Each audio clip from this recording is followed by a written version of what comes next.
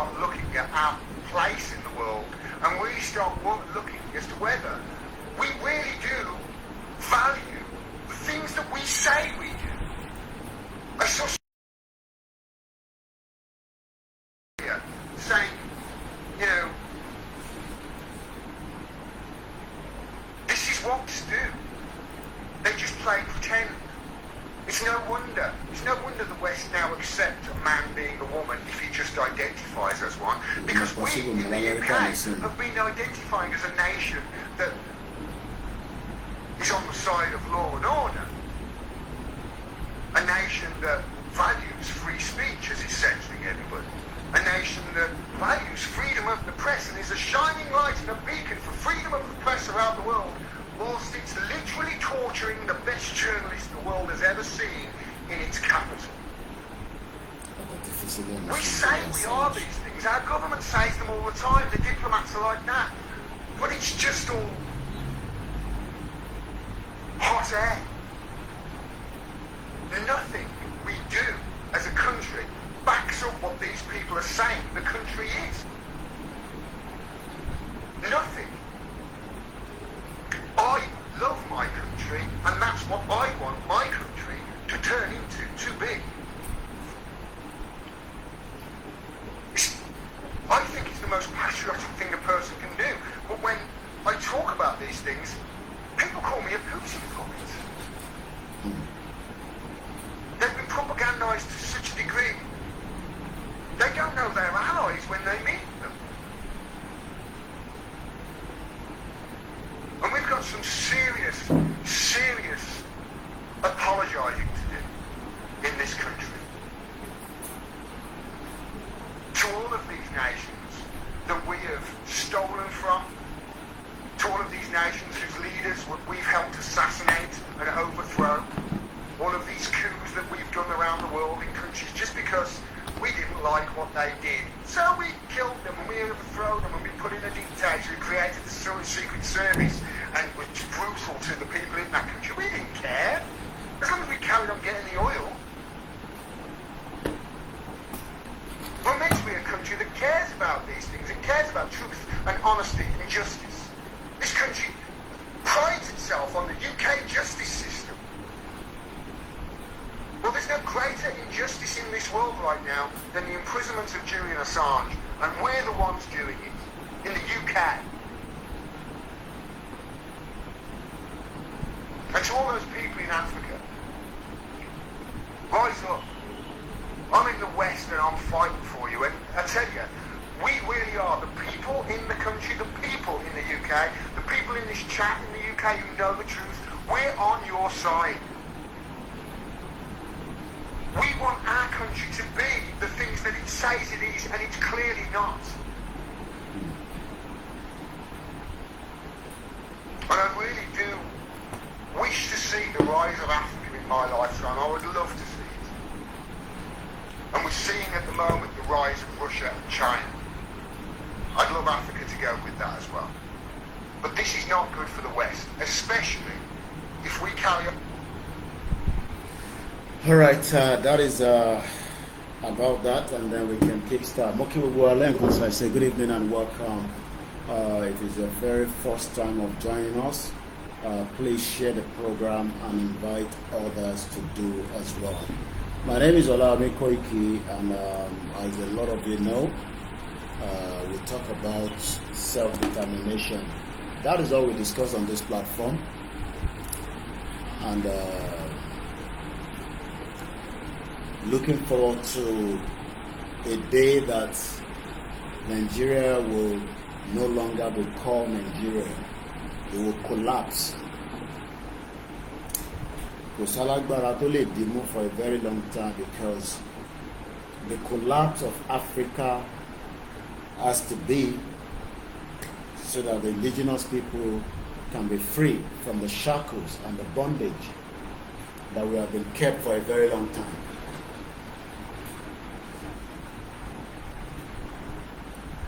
Live from Africa, Mokiwogualenko. And once again, it is just 1 hour ahead of UK. So the time here is 10:35, and the time back in London is 9:35. So it's 1 hour different. Please share the program and invite others to do so. Self-determination. Let's play the anthem and then we can officially start the program.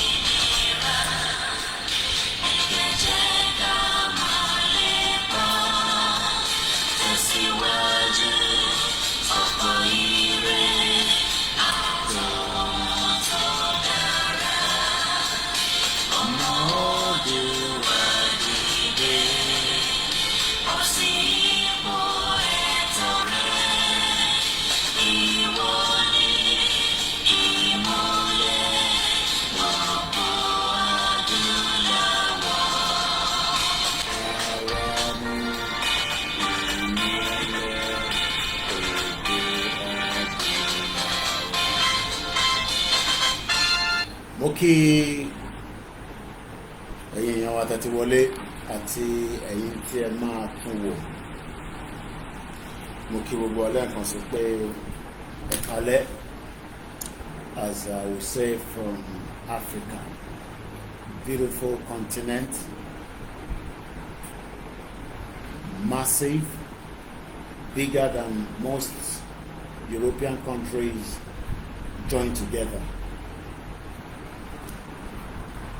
And it's a good thing that in our lifetime we are seeing things that are not, or things that have never been seen before. Mo kí Ọlọ́run ọba tó dá gbogbo wa, máa kí gbogbo ilé nǹkan sí ká tó sálọ. Mo kí gbogbo wa. But let me just go straight into the program so that I do not get distracted. Taba fẹ́ ṣẹ̀fẹ̀, I can turn the camera and we can play all the way through. But mo appreciate ẹ̀yin tí ẹ ń gbọ́ wa. Mo kí gbogbo ẹ̀yin tí ẹ ń bẹ nínú Africa àtẹ̀yin tẹ́ wà ní Europe. Mo kí brother mi Adéwálé.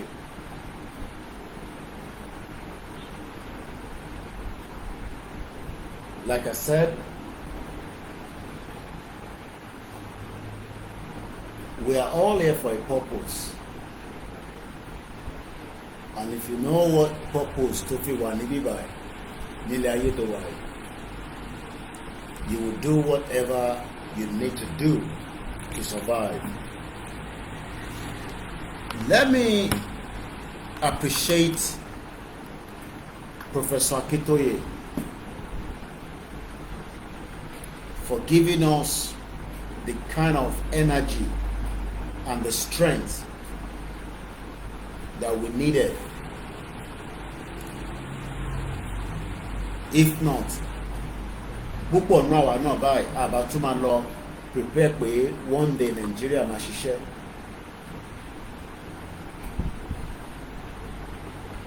So it's a good thing that Professor Akintoye told us well ahead that do not burn your energy and your strength to save Nigeria. But kò ní gbogbo ọmọ Yorùbá ló máa gbọ́. àwọn ọmọ Yorùbá kan within them are still thinking and hoping that one day àwọn náà máa rí tí wọ́n jẹ́ nínú Nàìjíríà, and that is the belief of many people. Àwọn náà máa rí tí wọ́n jẹ́ nínú Nàìjíríà, so they are not going to support anything called disintegration of that contraction. But Nigeria is a contraction created by the white people. Do you know that when they were creating Nigeria, some of them never even know what it looks like, apart from the report during that era. Well, maybe àwọn èèyàn tó wà ń bẹ̀ ṣe ń survive. All they were telling them as at the time was that there is somewhere that has potential, a long-term potential for the interest of the Europeans as at the time. And that is the reason why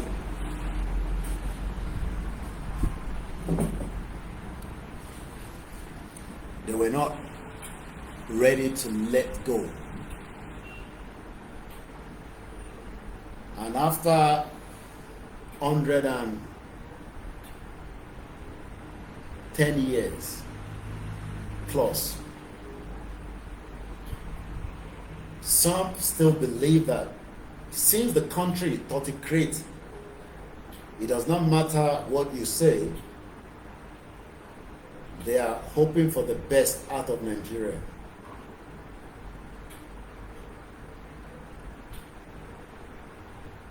And it's good that Baba Akintoye has warned us ahead not to waste much time. Baba is 89 years old. He will be 90, God's willing, this month. So, ṣé Baba tó pé 89 ṣó lè parọ́ ṣá pé Nigeria ò ṣiṣẹ́? So who else do you expect to tell you that Nigeria is going to work? Because Professor Akintoye saw it all. But there are Yorubas that wọ́n ní gbà fún bàbá yẹn, because their expectation is that Nigeria will be great. And everybody knows that that is a lie. If a white man or a white woman tells you that Nigeria will be great, ask them the meaning of that greatness. What does it mean? Because Baba Tiwa ti sọ fún wa pé there's nothing great about Nigeria. Kakabe, it has killed our potentials as people, and it is important that we let it go. It doesn't matter, there's nothing that you're going to lose out of it. There's nothing you're going to lose. At least some of us that have lived with the white people, and I'm talking about white people and I'm not talking about Eastern European. At least I lived with white people for 25 years. It's a privilege.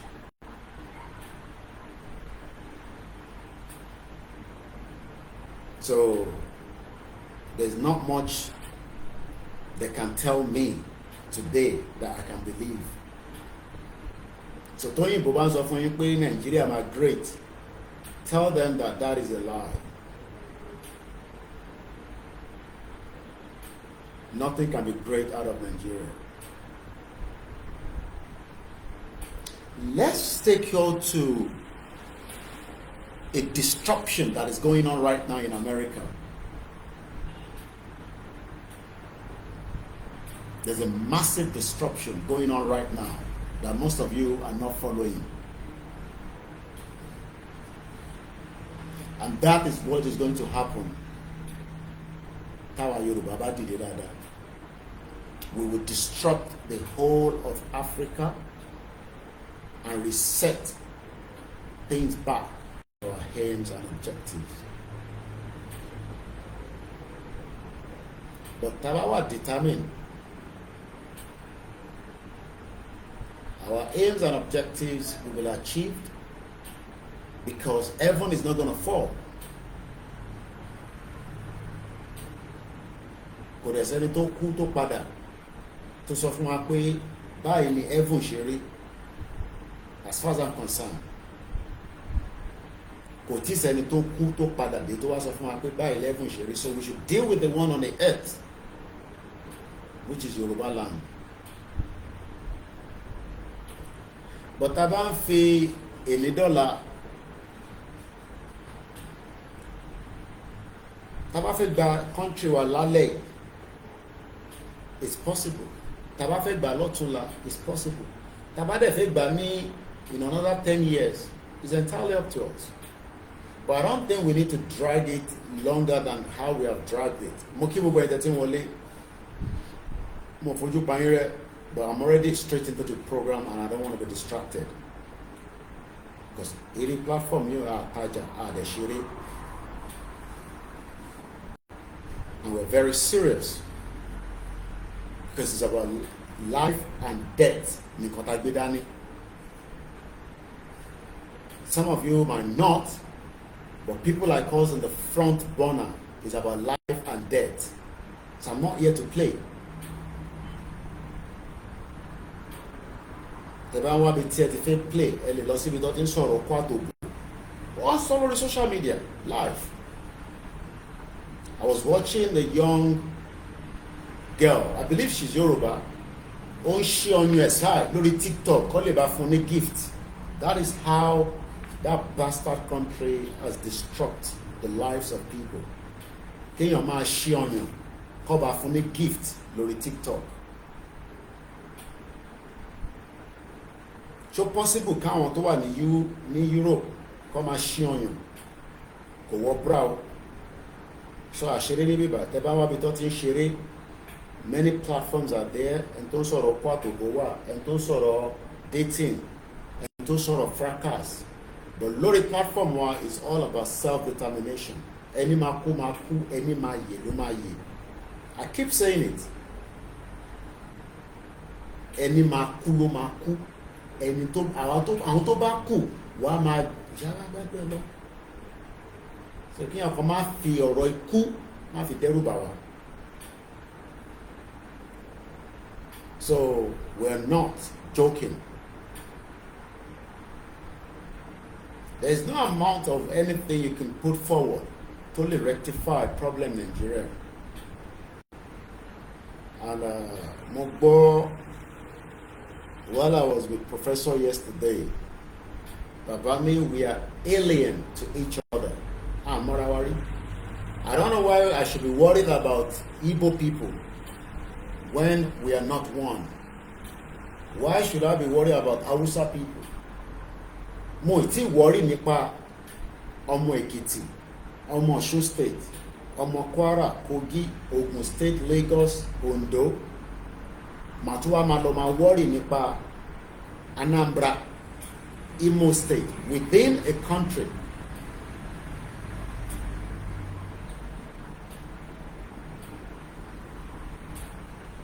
And that is the reason why we need to be very serious and determined. Now, don't come back home. Don't come back home. Forget about all that.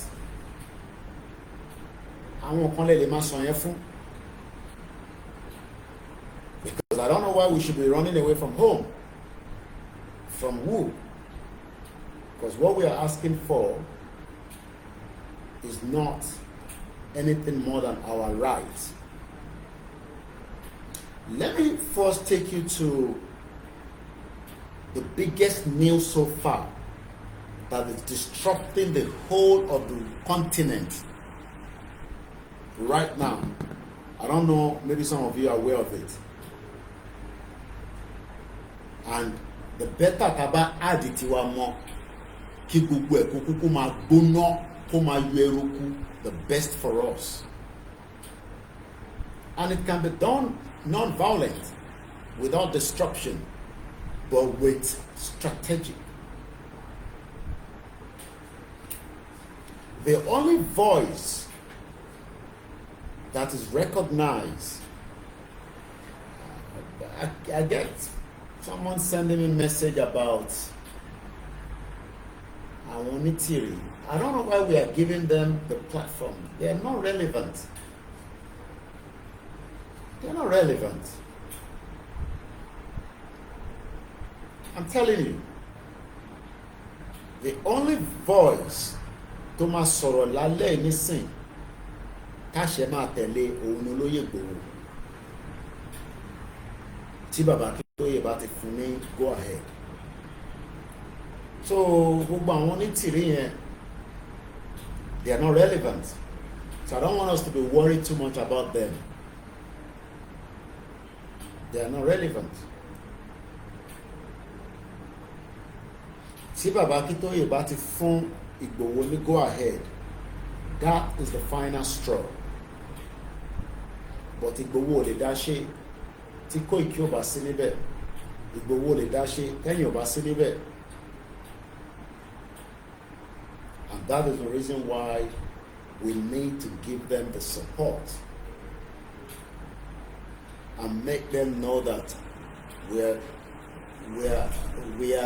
are actionable people, not just making noise.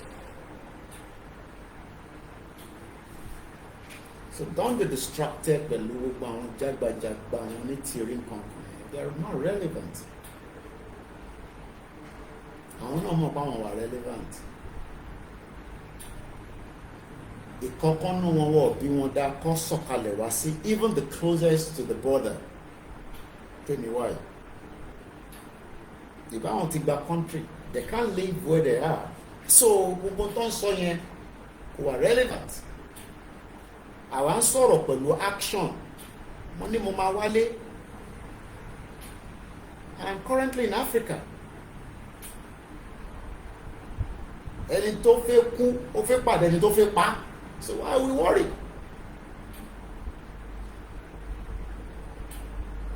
So ẹ̀yin tẹ́ ń follow wọn, you are wasting your effort, but our effort will crown and you will eventually be successful in a country. Because they're going to take you nowhere and you know that. All their effort is fruitless. Wọ́n bí bàbá ìjìnlẹ̀ dá kó kúrò nínú Turkey kó kọ̀ gba Ghana kọjá. Wọ́n tí dé kankan nù wọn dá kó kúrò níbi tó wà kó ṣeré wá sí even the closest to the border.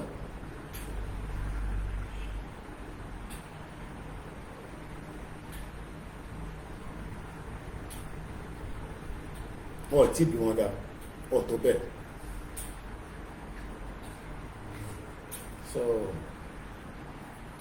So when some of you call us and say,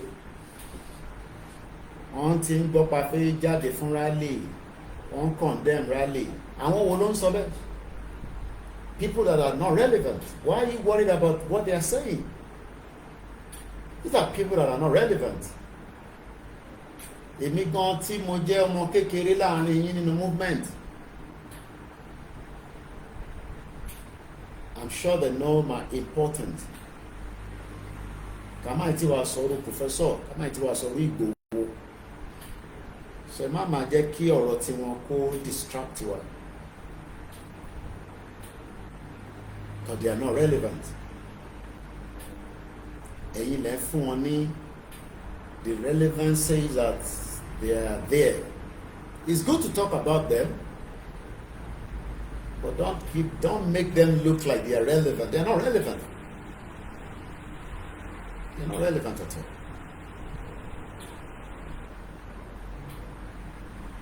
They are not relevant. So that's all I would just say for them. So pé OLAYOMI Koiki ṣe kinní kan, Ìgbòho ṣe kinní kan, they are not relevant.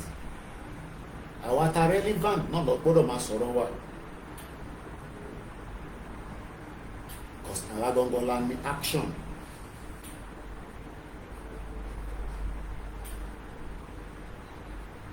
I told you that 3 years ago, I would have been here. But only tomorrow, it was necessary. We go on it, not commit. See, and everyone should go some. And when Igboho flew out of Benin Republic, he flew down to come and see me in London. And after that, we hosted him. And after that, Igboho just left London in January. We were together for many days. Igboho was with me in London with some set of people. He flew in before the New Year, and he spent days and days with us before he flew out back to Germany. We were together, we were eating, He was with my children. He was in my house. Igboho was watching football in my house. Because I can't say criminal. But we are relevant people. That people are concerned that ìgbésẹ̀ táwọn people yìí gbé is about to change the world, which is where we're going to start from. Let's take us to America, because there's a lot of disruption going on right now by Donald Trump government that some of you might not be aware of.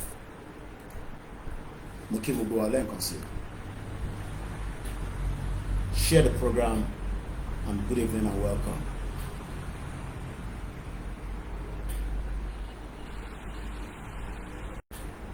How many of you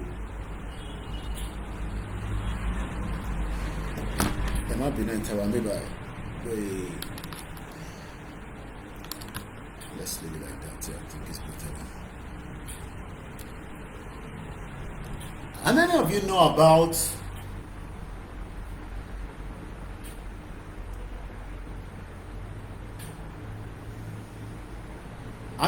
about US aid? Hello, Tigbori. How many of you are aware of US aid, as in aid, H-I-D, US H-I-D? Hello, Tigbori.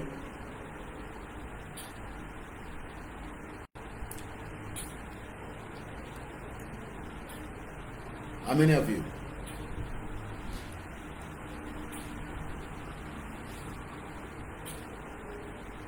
United States Agency for International Development. That's the full meaning.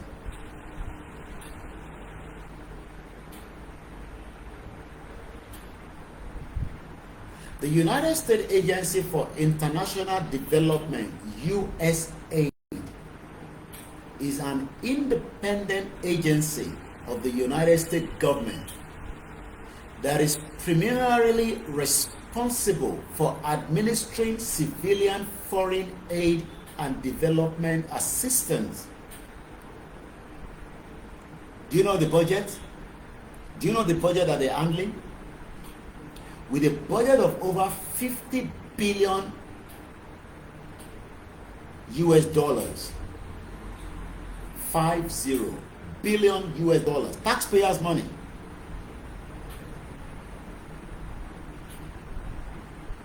The US aid is one of the largest official aid agency in the world. I think when I love when I'm doing my description of the world, because I'm talking in the world. So let me see if I can find out my small little map. Oh, yeah. Oh, close, see, yeah. Because I love my description with evidence. This is what the world looks like. This is the world, and it's full of water. Imagine America is pumping close to $50 billion into every part of the world. It's a great thing, Abi. I'm sure some of us will say yes. Okay, we're coming there. One ní the largest official aid agency ní gbogbo àgbáyé, and account for more than half of all the US foreign assistance, the highest in the world in absolute dollar terms. The US aid has mission in over 100 countries, primarily in Africa, Mother Africa, Asia, Latin America, Middle East, and Eastern European. But something is about to change.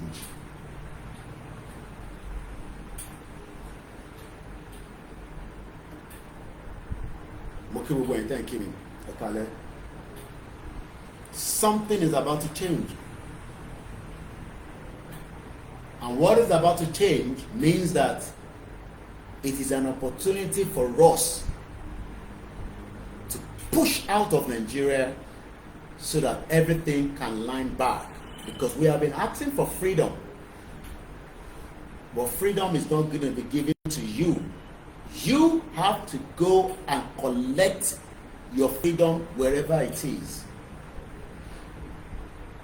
Since Donald Trump came back to office, these are the four major, not major, but four headline top stories.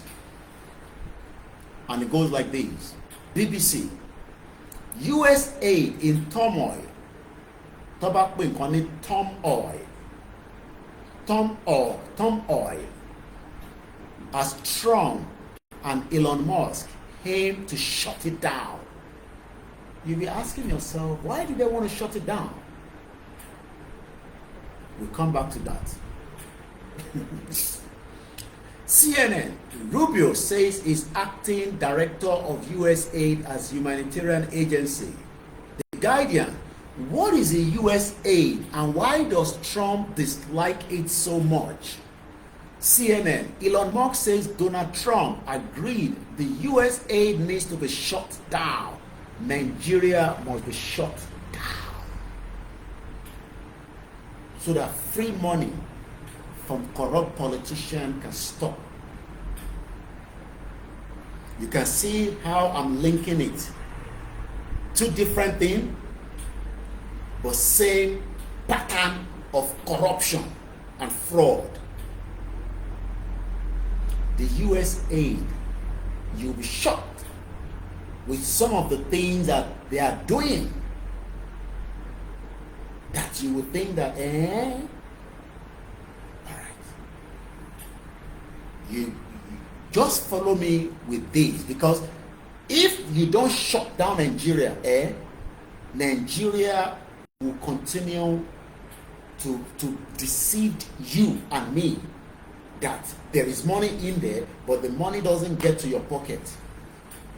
Many Americans are working night and day, and their money are being spent around the world for nonsense and jagbajantis, funding little different things that is not relevant to humanitarian assistance.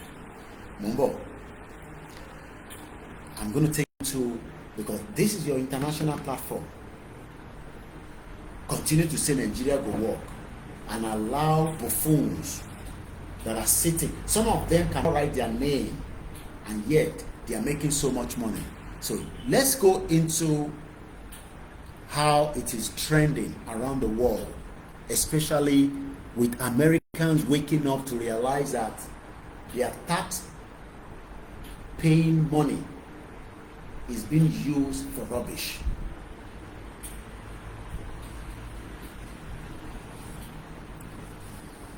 This is Donald Trump Jr. US aid scam exposed. Just like we are exposing Nigeria, a Nigerian will still be telling you, shut up, kilo exposing Nigeria for. Is there no corruption in UK? Is there no corruption in America? Okay, there is corruption here, and they are disrupting it now, especially with the USA by the new administration of Donald Trump. Most of you pay, it will be a privilege to bask those Nigeria while Donald Trump is in office, so that kolukaluku mobiti gbogbo ajo wa bóun ṣe ń gbàásgbòs fún Ọlọ́run káwa náà gbàásgbòs ní Nàìjíríà kájọ jáde. Ẹ̀yin tẹ́ wà lórí Facebook might not listen to what I'm going to play because kò ní jáde, but the others will listen to it. Let's hear this from J. Trump, Donald Trump Jr., not Trump himself now. Ẹ jẹ́ ká gbọ́ nǹkan tó sọ ní bíbá. Department, don't just get focused on USAID. There's other doors that need to be shut out there because they're doing, let's see, $39,000 to host seminars in Edinburgh International Book Festival on gender identity, and $48,000 to publish to help educate Polish youth on how to be LGBTQ, and $70,000 to create a U.S.-Irish music to promote DEI in Ireland, and just the list goes on and on and on. I could read these to you for hours. And that I could read to you for hours is the tip of the iceberg, because there's so much that we had to find that stuff. They wouldn't tell us about it. Well, of course, China is really at the center of all of this conversation. Perhaps we haven't gotten there yet, but, they've sort of been, the acting force behind so much of this, whether it's fentanyl or otherwise. We've been doing investigations on the show on just how much they've infiltrated our supply chains, and exporting products made with forced labor. My father has basically said, you better move manufacturing here, agree to oversight, or else you're going to face consequences. We also see these cheap Chinese retailers like Temu and Shan who like to exploit the loopholes in our trade laws and, enroute, their goods. How do you view the China threat? And, beyond what we're doing right now, which is the short-term fix, what legislation can we implement to actually fix it permanently?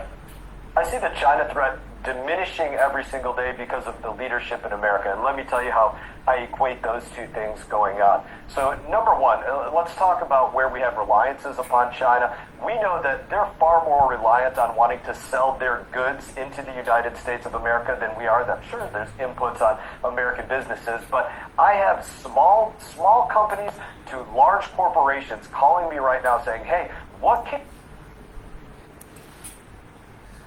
$2 million for sex changes in Guatemala.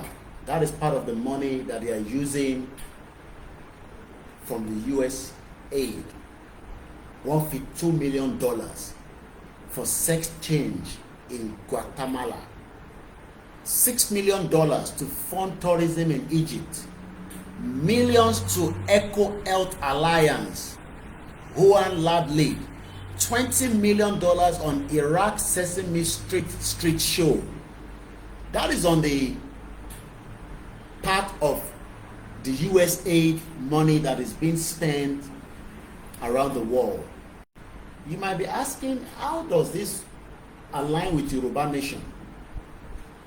Your Nigeria is also another corrupt US aid inside. The entity gbogbo tó ń pè Nigeria pátá is fraud, and if you don't dismantle it, ayé yín ò lè dá, including myself. Ayé wa mama wà ní hanging because ẹ máa jà, tẹ́ bá ra lẹ̀ ẹ lè gbádùn ilẹ̀ tẹ́ rà, tẹ́ bá ṣẹ́ ní tèmi Nigeria ẹ lè gbádùn ẹ̀, and it goes on and on and on like that. And many things. Now, let's go to David Odoye. Elon Musk. Here are some of the cut and dry cases of the US aid Nigeria corruption and money laundering you may want to look into. On January 16, 2025, just 4 days before Donald Trump inauguration, US aid made a $3.3 million payment to a vendor in Nigeria called DAI Global LLC. We'll come back to who owns it And what is it all about? Kí ni purpose DAI Global LLC? Sori ìwọ ọmọ Yorùbá, your life is stagnant. Ayé ẹ ti bàjẹ́ nínú Nàìjíríà.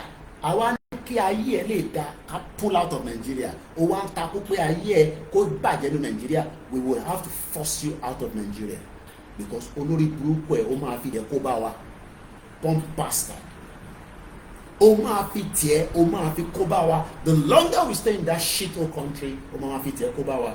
That is why some of you will wake up in the morning and find yourself in Yoruba country. That's Shedumari. Tó tá bá dúró de tẹ̀yìn bó ṣì yìí, ẹ̀ ní jẹ́ kí a rí ibi kankan lọ. Pump bastard all over the place. I look into the payment history that between August 2020, 4 years ago, and January 2025, at least nothing less than $48 million of the US taxpayers' money are supposedly invested in Nigeria went to DAI Global LLC, registered somewhere in Maryland. Oh Lord, wow. It's good to be alive to witness what is playing out. It's good to be alive. Give glory that our life because the end of Nigeria will happen in our lifetime. Let's go further. Now, so I looked into DAI Global activities in Nigeria. What is their activities? You see them, they wear suit, take picture, you know, America, hey, yeah, take picture with them, upload it, everybody clap. Trump said no more free money. Free money is no more from America. Disrupt the whole system. Everybody is crying, especially the Democrats. Most of them were Democrats. While they were in power, they were never good to Nigeria. Trump might not be the best, but let him disrupt the system and let we, our Yoruba, disrupt the system as well on the ground in Nigeria so that we can be free. If we do not disrupt that system, if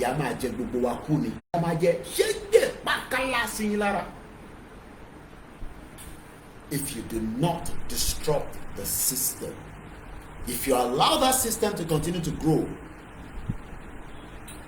it has grown more than enough, and now we need to cut the weed. I need that to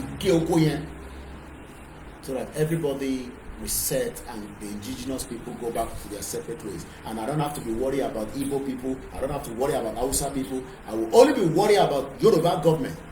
So that when our government is corrupt, we know who to tackle. I don't have to go to Abuja. We stay within Yorubaland and we deal with it right inside Yorubaland. If only we want it to happen this year. The bad is okay this year, then we are pushing it for another day. Let's go further.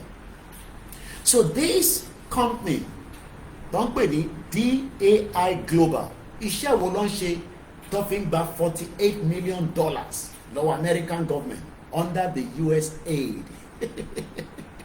No more free money from Donald Trump. Ó ti dá gbogbo nǹkan rú pátápátá. Oh my Lord, I'm so happy. Let's go further. DAI Global activities in Nigeria. It turns out to be a run-of-the-mill climate NGO, 419. Climate NGO only. Kilon Climate, Barao Bansani only, 419 all over the place in Nigeria. Set up all these nonsense organization, companies. They become a mold for fraud. And stupid, idiot people will come and tell you, oh, let's continue to run Nigeria so that you can also become a criminal. No, it has to end. So this DAI over $48 million under the US aid to deceive you that they are running a climate NGO, and they organize meetings and seminars and stage photos with politicians and little else. Yet, nearly all of his payment from the US aid in Nigeria are labeled all other professional, scientific, and technical services. It last published an output in Nigeria in 2020. So what exactly it has received $48 million for over the period is anyone's guess. A US aid money laundering partner, CIA front organization, State Department, Nigeria's slush fund, perhaps all, who knows? Bomb bastard country. A country that is so fraud that you think that you're going to make your own out of it as well. You're all about it must shut down. Just like they want to shut down the US aid, Nigeria must shut down.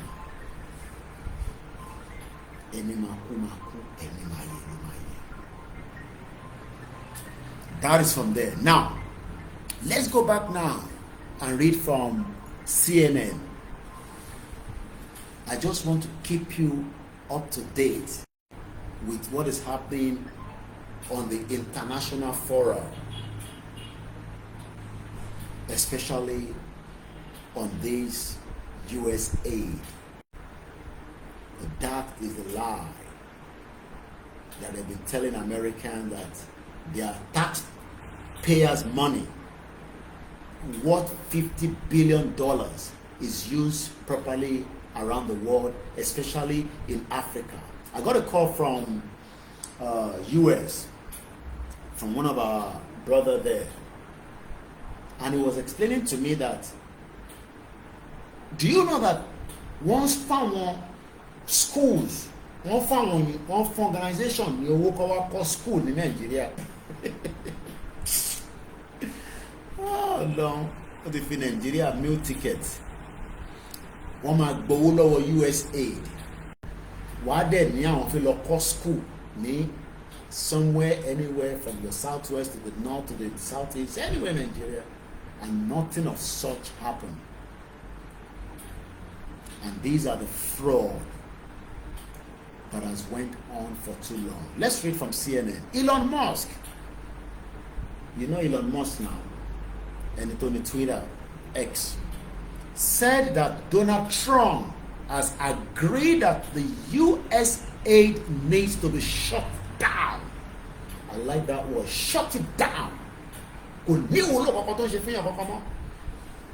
Yes, America is ready to help people if there's poverty somewhere, there's problem there, there's problem, but don't use the money to run other things that is not aligned to the vision and the mission of America. Is Nigeria aligned to our vision and mission?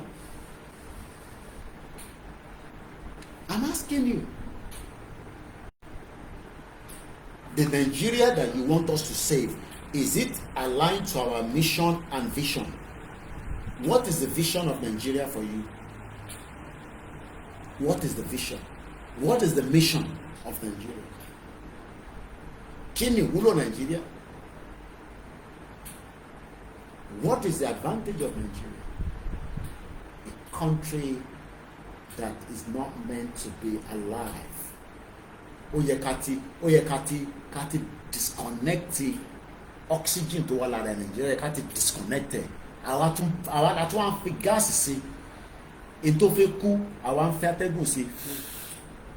Instead of us to allow it to die and let it go, so that the next generation will not have to experience anything called Nigeria again.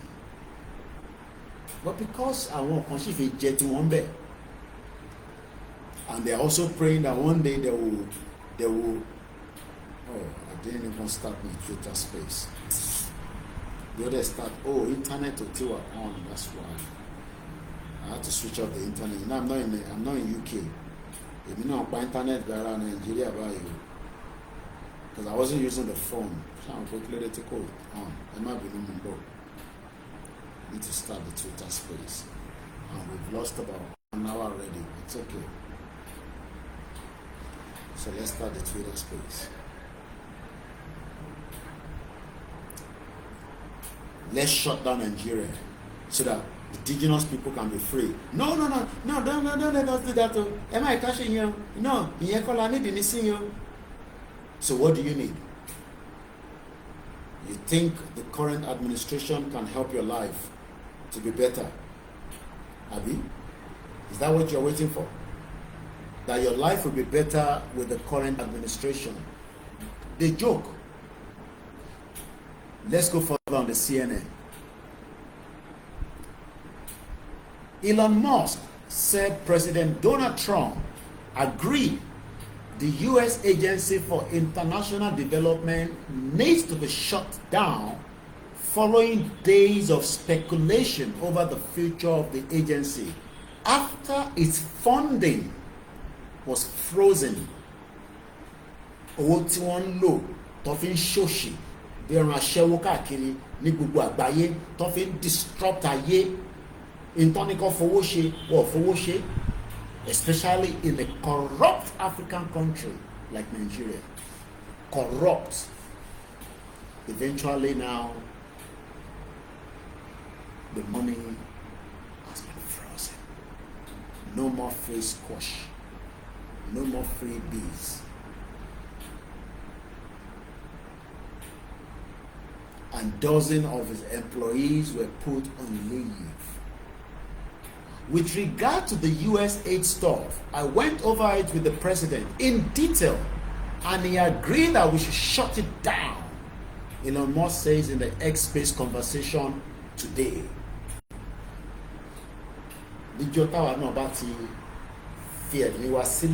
No, enough is enough. Our Yoruba people in Nigeria, because Fulani terrorists are killing us. The Nigeria expired, according to Jonathan, 100 years as amalgamation 2014. Yoruba has been a country of its own before amalgamation. Yoruba identity is different from Igbo, Hausa, and Marawari. Yoruba are big enough to have their own independent country. 60 million is more than enough. Benin is how many population? Less than 20 million. And their life is better. At least to the standard. Togo, how many population? Ghana, how many is the population? So why are we worried about being in 200 million? Kini, what is the value of the 200 million? Oshiwo ló ń ṣe fún wa, òfòwò ló ń ṣe fún wa. Kí láǹfààní 200 million? Because you are hoping that one day you too will become Senator Yayi Oli, criminal politicians, 419, bomb bastard, àwọn olóṣì, tó retí yín rò. You want to feed the governor. You want to feed the House of Rep.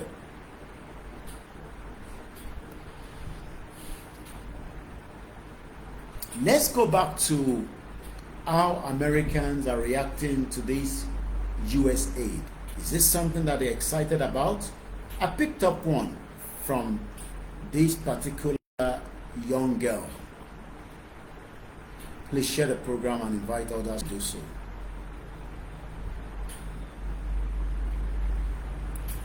Again, enter our Lori Facebook.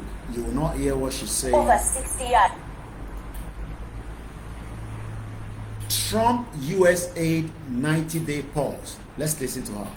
We have depended on US aid for over 60 years, and the moment the owners of the money say, let's take a 90-day pause, that I audit where the money is going, suddenly the whole country goes into a frenzy. And this should be a moment of reflection for Uganda and the African continent in general. We have been asking for a very long time to be liberated from colonialism, neo-colonialism, and now that the opportunity presents itself, for some reason, we are complaining. Because let's get something straight. Often the money given to us in foreign aid is lost to corruption, misuse, depleted and overrated salaries to particular individuals, or sometimes we lose billions of money that are unaccounted for. So it only makes sense that the donor is asking for an edit, and if that means causing the amount of money coming in, they should. And I do understand the implications of this post because so many heavily funded healthcare projects run on USAID, but that should be a moment of reflection. This is just a 90-day pause. What would happen if the United States just said, we're not giving you money anymore? And within their rights, they can't do that because it is their money. It's high time Uganda and the African continent got themselves together and actually started looking for systems that are sustainable and not always depend on foreign aid, because we are struggling with debt.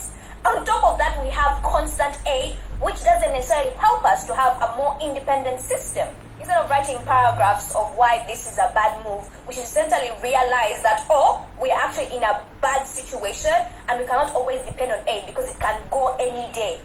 African nations should wake up. Uganda should wake up because this is not even funny. Jackie, explain it.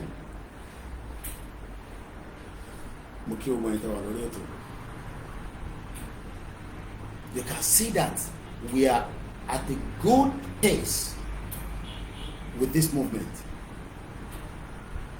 because what Trump is doing right now is disrupting the system. Mokeo Alata, Olori Ebi. And this is exactly what Professor Akito is saying, that without crisis, the country, you got to disrupt the system. Anje Yoruba nation, every voice to select, Anje this, Anje get our social media, go back country for you.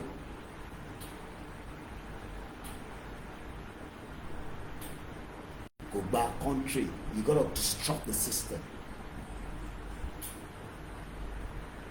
in a non-violent way. And you wait for the government to do whatever they want to do, and maybe it will then become violent. That is entirely up to the government. If something is going to become violent, it's subject to the government, not the people. It's we're not burning anything down. We're not disrupting any system. That we want Yoruba country. We are out on the street. Let the government do whatever they need to do. And if the government let them kill 30 million people on the street to satisfy the government, and let's see whether the world itself will fold their hands. But we are inside our WhatsApp group communicating. We are right here communicating. That is not Yoruba nation yet. Yoruba nation on social media láti máa gbà, ilẹ̀ Yorùbá láti máa gbà. Let's listen to this girl one more time. Àwọn tó lówó náà wọ́n fún yín lówó mọ́. Wọ́n náà wọ́n fún yín ní USAID mọ́. Ẹ̀yin náà lọ wọ́ owó tí yín. Now, ṣé àwọn olówó nílẹ̀ Yorùbá? Why do we need a USAID? Why do we need America? Why do we need Britain? Why do we need European country to come and fund us, to come and give us foreign aid? Foreign aid is because corruption is underneath as well, and there's always an agenda.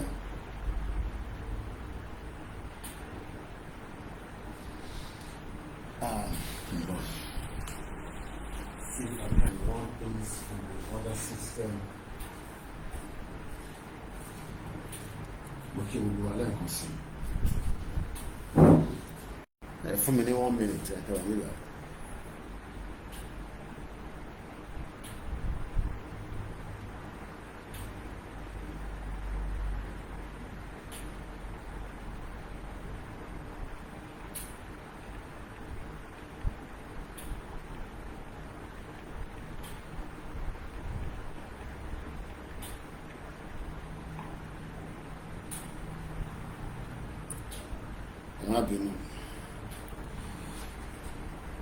We had last week,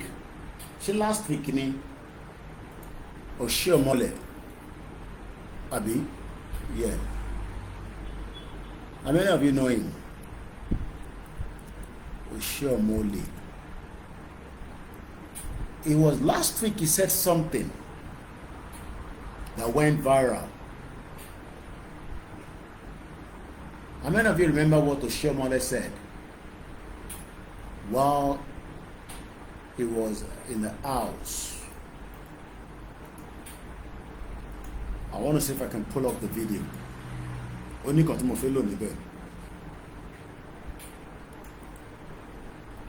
We want to fix Nigeria. I don't think some of you know what is Nigeria. If you know what is Nigeria, you will run away from it now. I think this is it. No.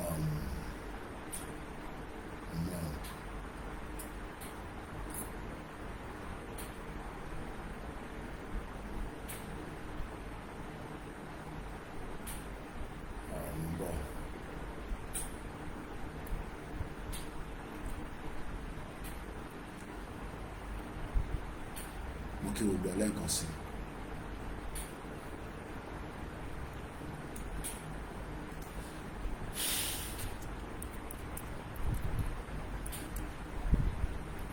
A very good evening and welcome once again to the live show.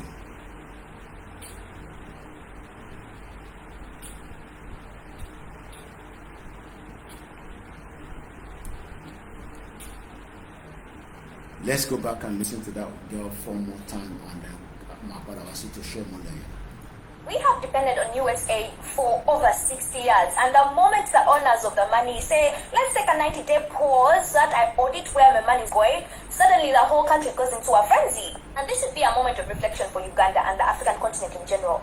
We have been asking for a very long time to be liberated from colonialism, neo-colonialism, and now that the opportunity presents itself, for some reason, we are complaining. Because let's get something straight.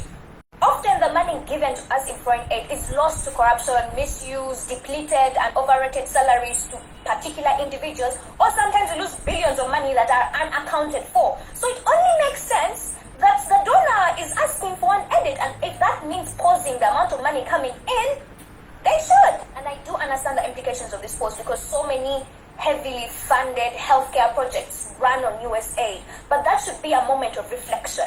This is just a 90-day pause. Many of us have now understood the US aid and how it has been used for a different purpose. Just like the revenue tó ń wá láti ilẹ̀ Yorùbá tó jẹ́ kó ran Yorùbá lọ́wọ́ kò ràn wá lọ́wọ́. You know why? Torí àwa ní Nàìjíríà. Ìjọ tá bá ti kúrò ní Nàìjíríà officially, the revenue tó bá pa nílẹ̀ Yorùbá must support a Yoruba citizen before anybody. Because the reason why there's a disruption in America right now on this US aid is because the funding is from the taxpayers. And the presidency of Donald Trump says, no, this money is not used properly in Africa, in Asia, according to the purpose and the reason why it was set up in the first place. Listen to the 10 days ago Oshiomhole. Let's listen to him. Some retired military generals may be responsible for the illegal mining activities across Nigeria, which has continued to undermine the country's efforts to diversify its economy. Senator Oshiomhole made this assertion during the budget presentation of the chairman of the Senate Committee on Solid Minerals Development, Senator Samson Ebon, and the Committee on Appropriation. Well, Senator Oshiomhole expresses frustration over the federal government's inaction, asking President Bola Tinubu's administration to address the illegal mining crisis decisively. So, who can afford to buy a chopper? Now, To land. mo fẹ́ kẹ́ farabalẹ̀ gbọ́n kan tó sọ. Oshiomhole only who can have, yes, Olivia Okoya said, well said, the CIA, they are investigating them as well. FBI being investigated by this new administration. Olivia Okoye says, and I quote, the CIA have used the money to destabilize countries all over the world. This foreign aid called US aid. Do you have money to hire a helicopter? We should have an helicopter distributing our leaflet all over Yorubaland. We can't even afford to buy one, not to talk about rent one. Yet, criminal former generals are using money from the mineral resources to land a helicopter, load our resources, and move them out of Nigeria. And you want Nigeria to continue. So you want us to be talking. Action is what is needed. Go and prepare for the out of the rally that will be announced very soon. That's all I can say. Let's listen to OLAYOMI. Administration to address the legal mining crisis decisively. Sir, who can afford to buy a chopper to land in an illegal mining site, cut away gold, return to Senate, and then on the way to airport, take them out of the country? This is happening. So I agree with you. This is happening. So that means in a Nigeria of today, people hire a chopper, land it in an illegal mining site, extract the gold from Osun State. Shut it down. We need to shut it down if it's possible tonight.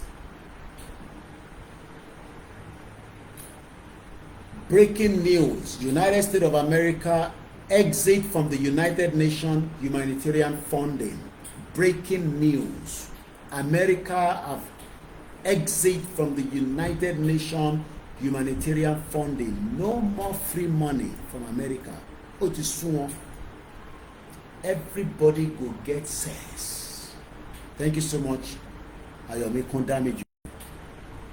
Bam! Otiwole.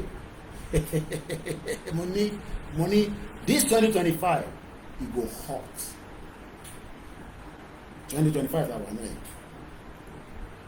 Thank you so much.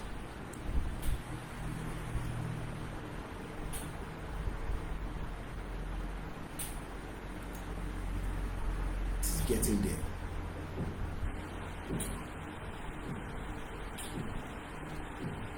We are getting there. Lè máa fi owó tọ́ní kẹlẹ́ fi ṣaráàlú. You can't hear very well on Facebook. In tó sọ náà ni mo ti ń repeat yẹn. In tèmi bá ń sọ ni kẹ́yìn listen tẹ́ ẹ bá gbọ́n tó ń sọ. I just want us to just have a clip in our mind that ṣé ọmọlẹ̀ ló sọ kò ṣe mi ni mo sọ. Kò tó bá yẹ pé mi ni mo sọ pé wọ́n ń jí góòlù wa nísìn ẹni kì í shut up. Okay, the sound will come back because I was in and out of it. That's why. Ẹ jáde kẹ́ wọlé padà. Oh, sorry. Ẹ jáde kẹ́ wọlé padà. It's because I was coming in and out of the Facebook. That's why. The audio will come back. Thank you so much for that new development update. Enough is enough. And this is the reason why.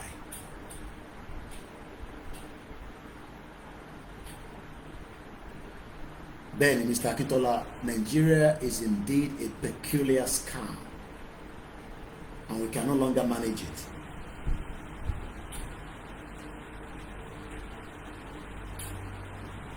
We gotta let it go. There's no amount of how you love it. We got to let Nigeria dissolve. It is a disaster to humanity.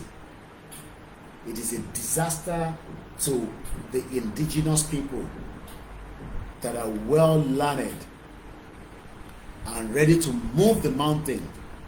And this nonsense country is holding everyone back because of some selfish interest.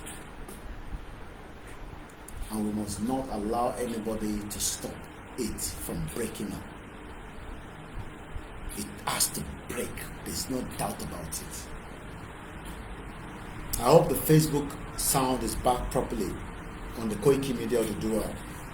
But an illegal mining site, cut away gold, return to sanity, and then on the way to airport, bam, take them out of the country. This is happening. So I agree with you, but my position is that we shouldn't, as senator, be lamenting. As senator, we should fix the problem. We should tell the executive. They can't fix any problem. You know why? Inside that Senate, they get Fulani, they get Yoruba, they get all different of them right inside there, and they are all Olori Buruku 419, bomb bastard, without no hesitation. They are all criminal bomb bastard only. They care less about you and me. So why should we worry about what is going to happen in Abuja when we should worry about having our country and deal with our politicians within the Southwest?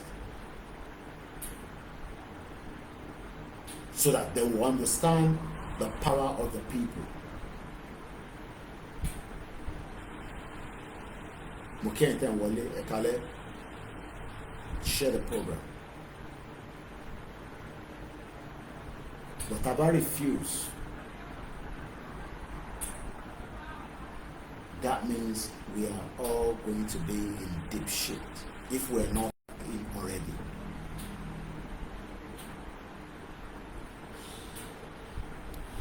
Let's go further to the next stage of the program.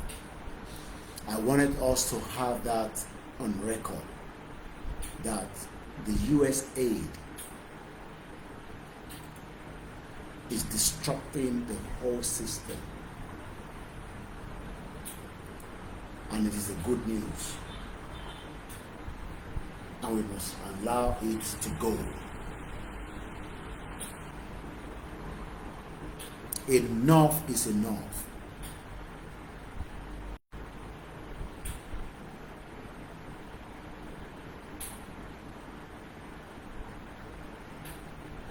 So Trump signed an executive order withdrawing from the United Nations Humanitarian Rights Council, UNESCO. It also calls for more review into the money that is sent to the United Nations. So this is a good opportunity for we, the Yoruba people, that are asking for the self-determination, that the world is imbalanced, especially from the United States of America. It's a privilege. It's an opportunity for us. Numerous actions taken by a number of bodies of the United Nations, exhibiting deep anti-American. And I hope we will take a solid advantage of it before it is too late. All our fears must be removed. But Abamberu, we don't know what's going to happen. Hey, this, that. All right, why are people saying that there's no voice coming out from the Facebook? Koiki, please, no voice. All right, let's end it and come back there.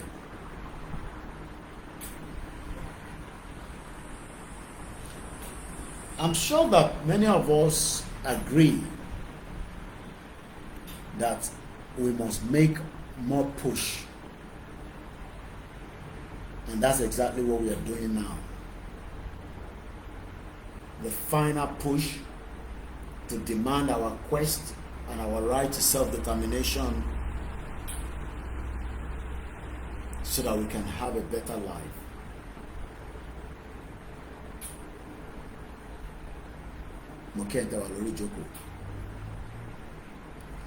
Let's go back to part of our discussion this morning.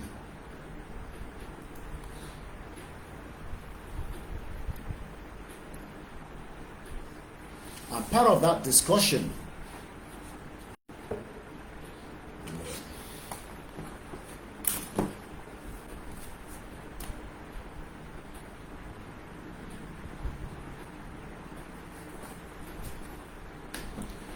ń sọ̀rọ̀ nípa how the Russian Revolution occurred in 1917, somewhere around there.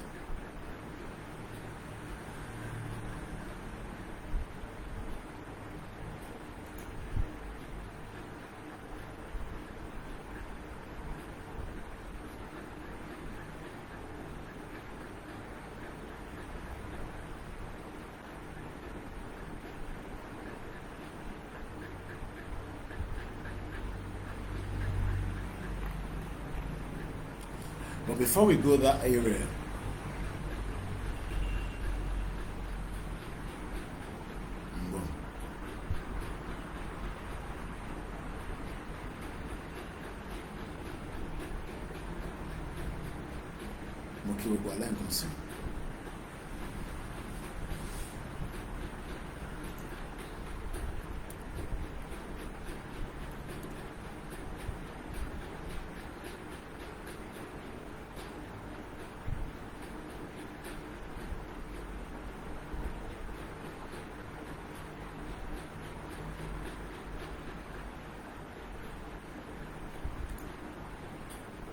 let's go to Yugoslavia. Yugoslavia.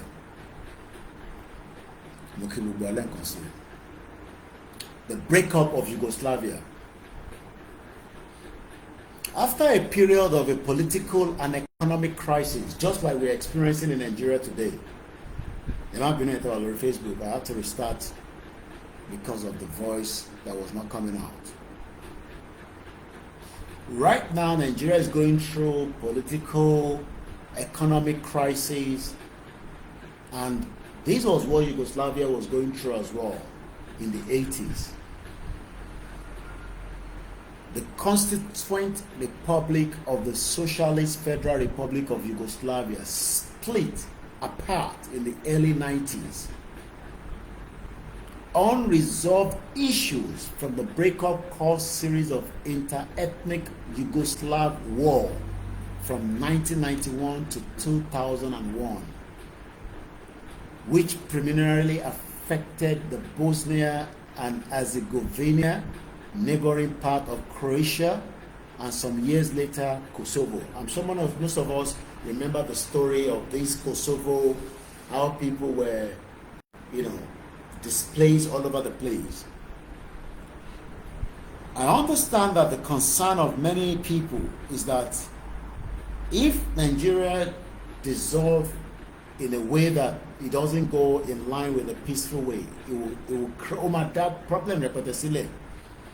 And that's why we continue to tell our politicians that do not think that you are a ghost, because sit down on the round table and let us dissolve out of Nigeria without bloodshed.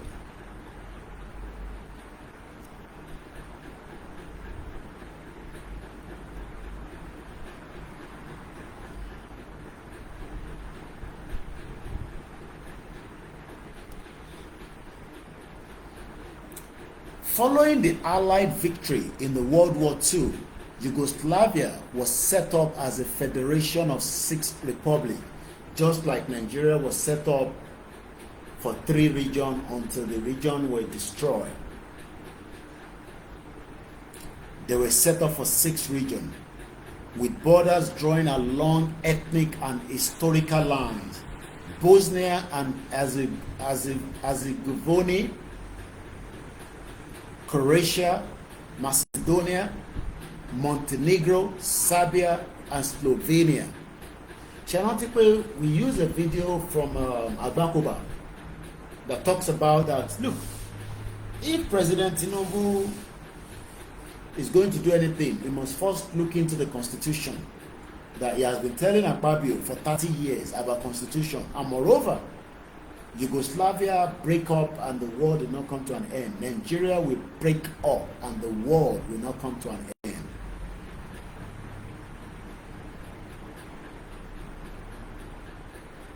Nigeria will break up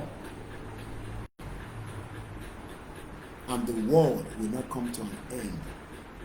So if you think that, if Nigeria break, the world will come to an end, forget about that nonsense. The world itself will just move swiftly with the new nation that emerge out of Nigeria. But gbogbo wa gbọ́dọ̀ ṣiṣẹ́ débẹ̀ ni, because kò sẹ́ni tó máa fún yín lọ́fẹ̀ẹ́. So don't sit back and say, èèyàn kan ló máa wá ṣe, Ìgbòho ni kó wá ṣe. No, Ìgbòho kan ló máa wá ṣe, àwa la jọ máa ṣe. Because Ìgbòho nìkan kọ́ lọ́mọ Yorùbá. So expecting that Igboho is the one to come and fix the problem. Moki sister on Ashake TV show. Moki and Tawaduri Joko. Moki and Balagba. Àtàwọn ọ̀jọ̀gbọ́n tá ń bá sọ̀rọ̀. So thinking that Nigeria is so powerful, can Nigeria be as powerful as Yugoslavia? And yet, they could not hold people together. Everything fall apart. And today, most of those countries, they might not be perfect, but they're doing very well.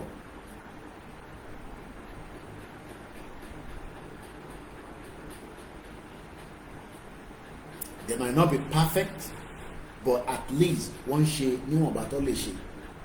So power now develop Tagba independent Yorubaland bada. We will now determine how we want it to flourish. Shafekowa emerge with countries around the world, or we just want to remain stagnant again. That will be the future that we will determine between ourselves. But right now, we cannot sit back and allow rubbish to affect us. Why did Yugoslavia collapse?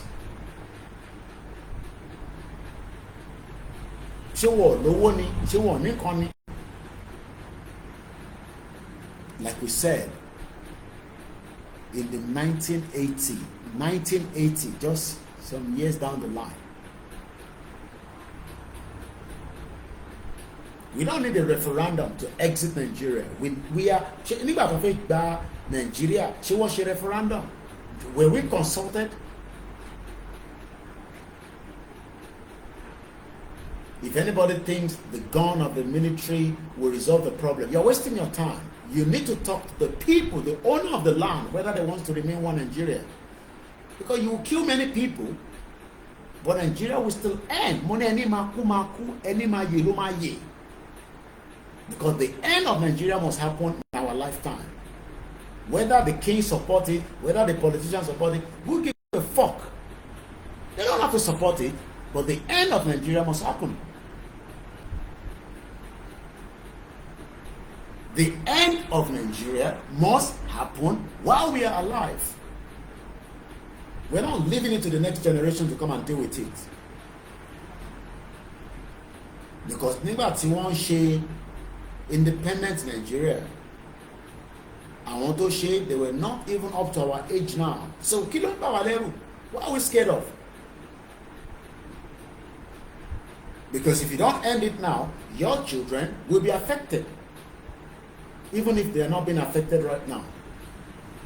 We have no business anymore in Nigeria because Nigeria expired according to everybody in 2014. Why then are we allowing an expiry product? Can you consume an expiry product? Is it possible that you know that this is an expiry drug or medication and you continue to consume it? Impact on the commercial. So mama ṣiṣẹ́ lára ni àbó mama gbòdì lára. Even when to bá gbé àgbo sínú ilé tó mu, after a while tó o bá check àgbo yẹn dáadáa, you might die of that same àgbo yẹn. The same àgbo tó ń yọ tó ń solve problem yẹn. If you don't look at it properly and ask whether it has expired or it's still worth drinking, you will end up die drinking it again. So why are we drinking a consumed expired product called Nigeria? Because we want to satisfy who? Satisfy the white people. The white people care about me. They don't. If they care about me, they'll put me in the UK for 15 years, not from anywhere. No, Mombere, the white man that I went to their country telling me that we are part of Commonwealth. Yet it took me 15 years to get my papers. And they'll be the same one to come and tell us how we want to get our country. Then we don't know what we are talking about. So it is important that we understand what we are fighting for. Some of you don't understand. What we are fighting for is about life and death. So we come on the platform. No, if you want to joke, like I say, if you're talking sort of you can go there and get yourself freaked out. This is about life and death we are talking about now.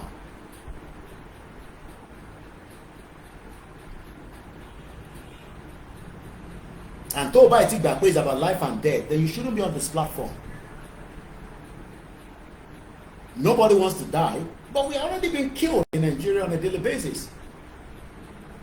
Because we have no value system outside, we have no value system inside. So what are we talking about? But every day people are dying for the negligence of a system that failed, put together by the white man and the white woman. Just like they told you that the US aid is being used in Nigeria for a purpose that is of the benefit for you and me.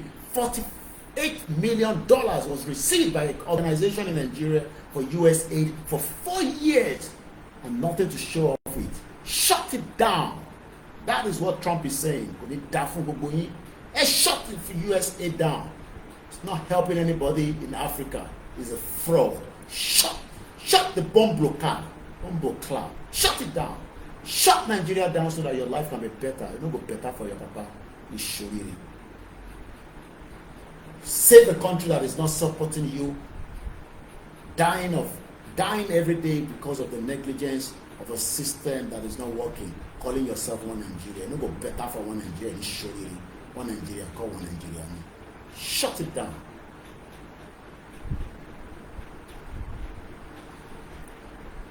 Live in denial. Yugoslavia breaks up. The world was a better place. Nigeria máa pín. Ilẹ̀ ayé ò lè parẹ́. Forget about all the prophecy of those people telling you one Nigeria is working. If Baba Adeboye likes, let him pray from now till thy kingdom come for Nigeria. We will break Nigeria while he's alive. Let him pray for Nigeria. Nigeria will break while he's alive. We should do one condition you want. No go better for anyone that say we should save Nigeria. No go better for anybody who say we will save Nigeria. No go better for you. Any surely most of you. Save one Nigeria for your house. I beg, save Nigeria. Yeah, save Nigeria. Say we should save one Nigeria. Listen to this. How Yugoslavia collapsed. Share the program and invite others to do so. For many, a long forgotten, failed nation. A long forgotten. I want to save Nigeria. What shit on Nigeria is saving?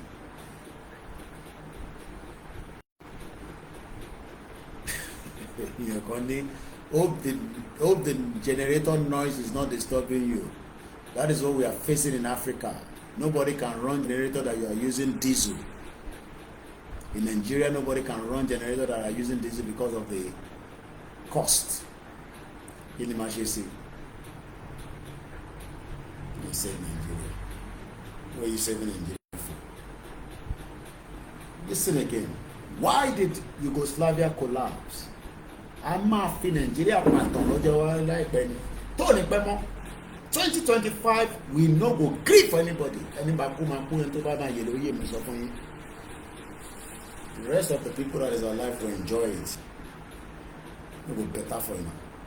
I say, let Baba Adeboye pray for Nigeria. Nigeria will break while he's alive. Let Iyadura pray for Nigeria. Nigeria will pray. Let any one of those imams pray for one Nigeria. Nigeria will pray. It will go better for you. Don't call all this your governor and politician friend and tell them that listen to these children now before it is too late. tó bá ti bọ́ sórí M1 kò sí bàbá lẹ́ni tó máa dá wa dúró mọ́.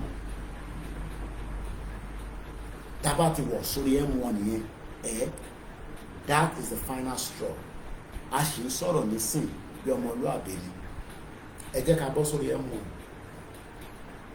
Bí ẹ rò pé àwọn angel kan máa wá sọ̀kalẹ̀ tó máa wá gbà yín lẹ̀, àwa ní angel tó wà láyé tá máa ṣe. Àwa náà ní angel. We are the angels that are on the ground. Nobody is coming to help anybody. We must help ourselves. You think all these criminal politicians tó wà lábẹ́ àwọn obìnrin nínú ọ̀tẹ́ ọ̀nà sí tó ń dógò, tó ń dó àwọn kéékèèké, tó ń gbẹ ìjẹ wọn, tó fi ń rìn ní ayé wọn, ayé yóò dẹ̀ ní dá. Ayé yóò ní dá ni mo sọ fún ẹni ṣòwìrì. Fún ìyá bẹ́ẹ̀ fi hàn wá jẹ, èyí lórí burúkú ló ṣe. Wọ́n wà lábẹ́ àwọn ọmọ kéékèèké tó ń dó nísìnyí káàkiri gbogbo hòtẹ́ẹ̀lì, Hilton hotel, Sheraton hotel. Wọ́n dó wọn pàmpà àwọn ọmọ síbẹ̀, wọ́n dó wọn lójoojúmọ́. Àwọn olùṣe lórí burúkú. Wọ́n gbẹ̀jẹ̀ àwọn ọmọ ọlọ́mọ, tó bá dó wọn tán àwọn èèyàn ayé wọn ti bàjẹ́. Àwọn èèyàn rò pé àwọn ti gbowó politician, ayé wọn ti bàjẹ́, ti bà ayé wọn jẹ́.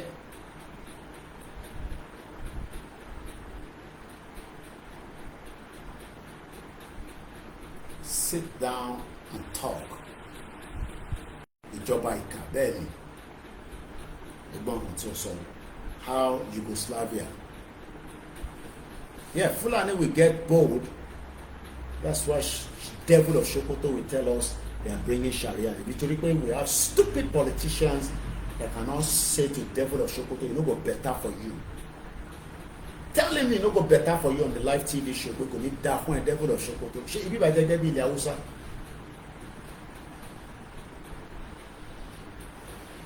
Yugoslavia. For many, a long-forgotten, failed nation. A long-forgotten, failed nation. Nigeria long pè bẹ́ẹ̀. What's wrong with this guy? You with your brain don't be like Akara. You are yàtọ̀ mọ́ ni. Ìwọ tó mọ̀ yàtọ̀ fail. Because you are seeing everything in Nigeria as normal. It's a failed country. Failed. Terrorists invade military barracks. Yugoslavia, a long forgotten, failed, just like Nigeria. And the end is just getting nearer on a daily basis. Others, an all too painful and recent memory. A once united federation made up of 6 neighboring republics, Yugoslavia's existence was never a simple one, with constant ethnic and religious division. You can't put Wiri Atasinwi and put them together with learned people like our own. Go and bring Fulani, bring this, bring that, put them on our soil. And devil of Sokoto is going to tell us, oh, let's live and let's live.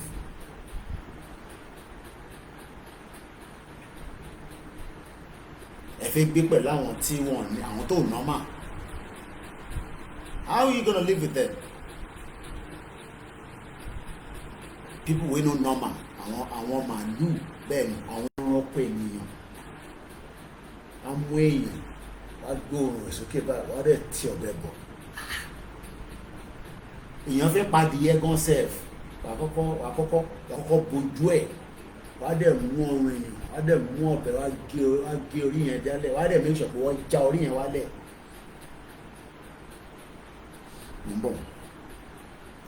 There was a report from Enugu State. Continue to say it's a joke. Let me go to Koikimedia website. There was a report picked up from our team.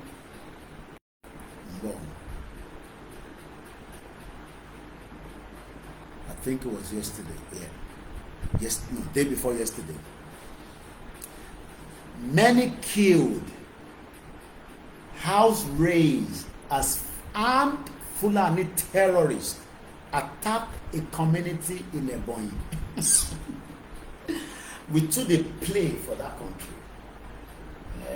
Baba Deboye is praying for Nigeria.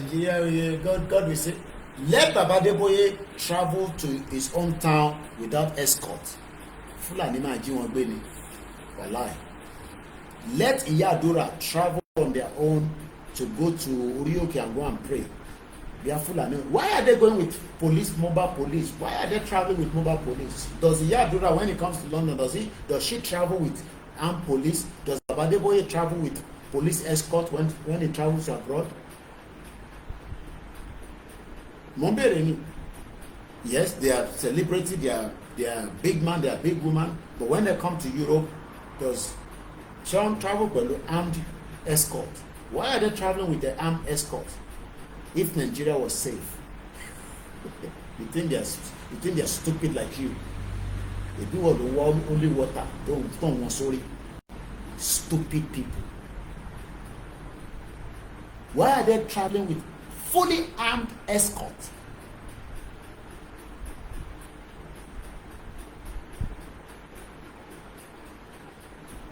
Have you ever asked them that, Daddy Gio, when you go to UK, do you also have armed escort, police to escort you from point A to B as you're traveling to Peckham, to Birmingham, to go and do all your revival?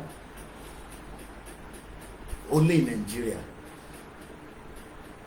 you see a full armed escort following them in the front and in the back, and they are now inside their own bulletproof car, like Apostle Suleiman.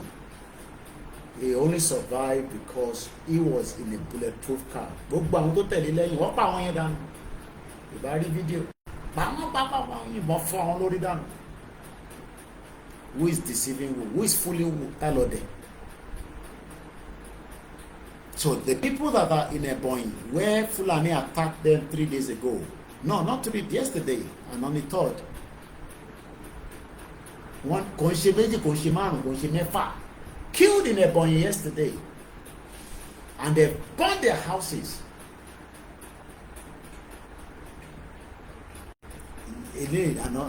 Story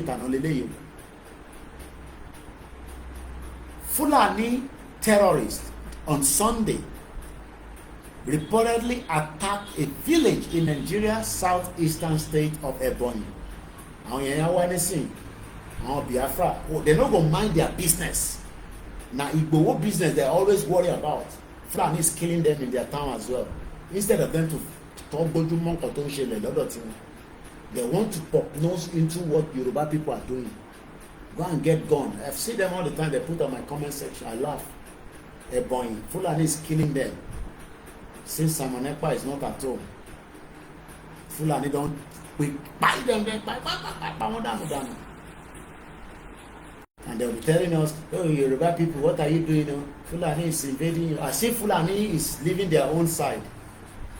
I saw a video of the very I tried to copy the video and put it on my Mali uploaded, but for whatever reason the video was not allowing me to download. The body was sharp up last week before I traveled. The body Yoruba lo man sha oni shakusha. What sharp up boy ni shakusha. What shauri ori yen ti lasi meji. I'm not joking. The video is still on Twitter. But I can't show you. But I would have loved to have it as my copy. Bí àǹtí máa ṣe ni pé màá fi phone mi recorded, màá gbé sórí status mi, and I'll put it on Koikimedia WhatsApp group. Fẹ́yìn tẹ́wà lórí ẹ̀kẹ́ lọ́wọ́. The video is there.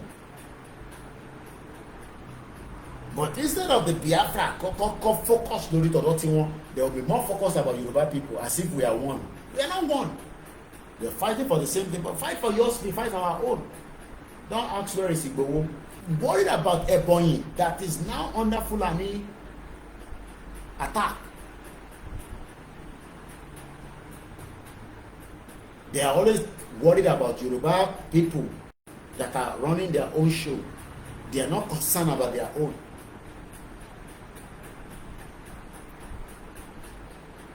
This was on Sunday. The Fulani terrorists invaded Amegu village in Kala community in Ishelu local government area of Ebonyi State. Say that one na Yorubaland. In the wee hours of Sunday, killing several residents. Not be one they kill them. They say make a the joke, make a the play. Where is the government? So what is the function of the government? What is the role of the government?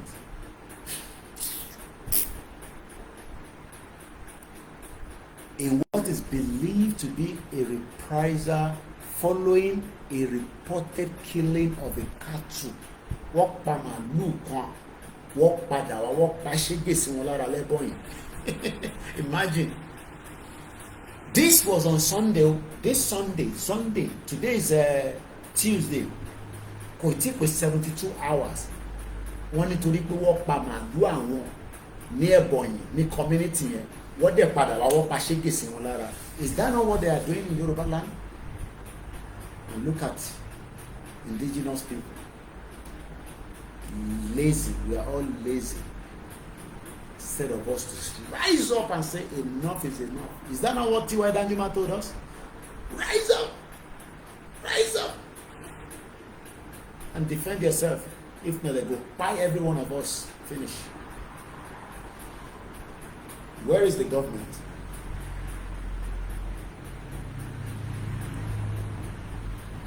So are we saying that the government is money? I thought we have a government. Where is the government? In Ebonyi on Sunday.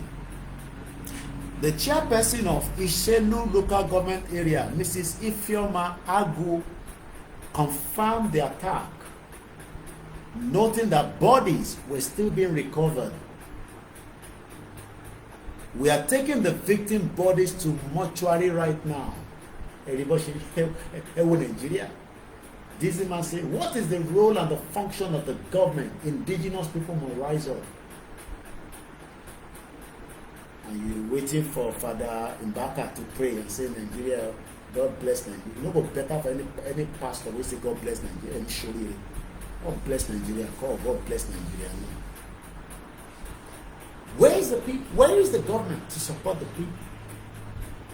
Ṣé terrorists ń wọlé wá pààyàn ní London lélẹ̀? Ṣé bó ṣe pààyàn ní Birmingham ni? Is that how terrorists are killing you in America? They will say that now that so the people there, they are not human beings because they don't support Biafra, so they must be killed by Fulani terrorists. Are they not contributing to tax that the government is using to run the state?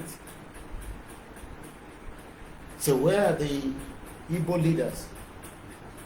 Abi Ebonyi, you know the Igbo Southeast. Ṣé na Yorubaland? And you want to invade the Gbogbo. A native of the area, Professor Indubusi Idenyi, told the Punch newspaper, I don't have the number of casualties right now. That means in top of the casualties, we are not talking about 10 people. We are not talking about 20 people. You know what they call casualties? He doesn't know the numbers of the casualties. And Dr. Ken Odunoye always says something that when incident happen, give us the name. Where are the names of the 35 children that died in it?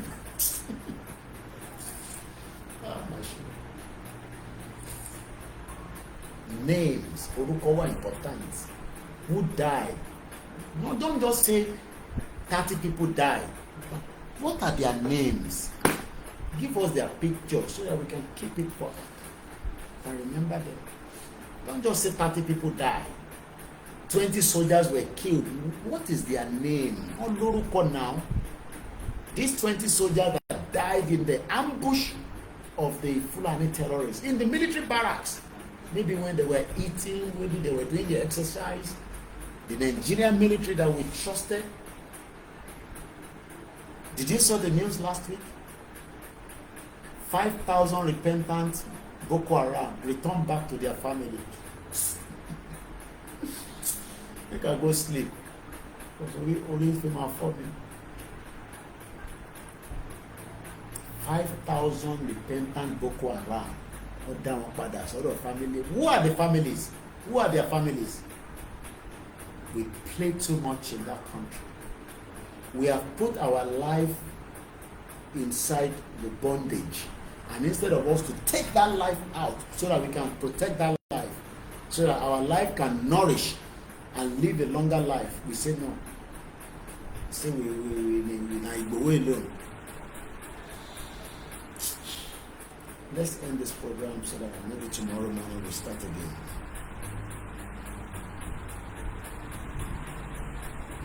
A second source said a pastor of Pentecost church in the area was among those killed.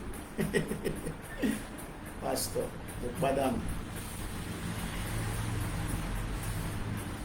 the source who pleaded anonymity for fear for being identified said the community members were not responsible for the killing of the cows.